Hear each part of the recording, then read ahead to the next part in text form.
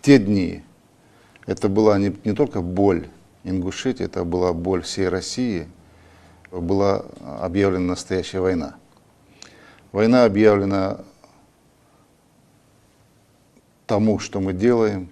Война была объявлена тем процессом позитивным, которые сегодня наметились на Северном Кавказе. И эти силы, которые не могут смириться с тем, что происходит консолидация народа, что люди, населяющие нашу страну, хотят жить в мире, в согласии.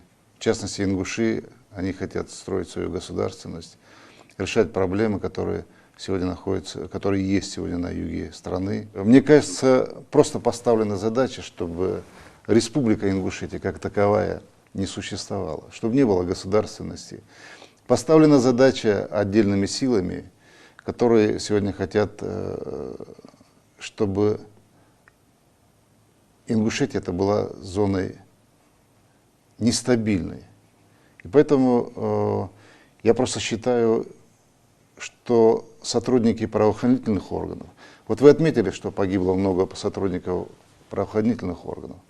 Я вам скажу, что погибло огромное количество, для нас каждый человек это целый мир, и гражданских лиц. Иногда диву даешься, когда отдельные политики, люди от политики или представители СМИ, совершенно не представляя ни регион, ни народ, ни ситуацию, начинают что-то комментировать. И, как правило, эти комментарии, они направлены на дестабилизацию, на стравливание народа. У нас многовековые добрые традиции между народами Юга России. Вот это надо.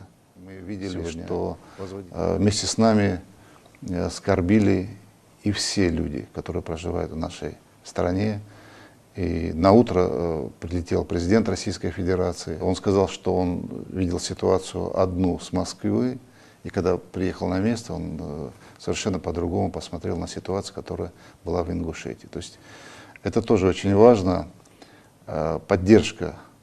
Но нам нужно сделать все сегодня, чтобы была обеспечена спокойная жизнь, чтобы подобного, не то, что произошло в Дагестане, в Северной Осетии, я имею в виду Беслан, Ингушетия, то, что произошло в отдельных регионах, чтобы это нигде никогда не повторялось.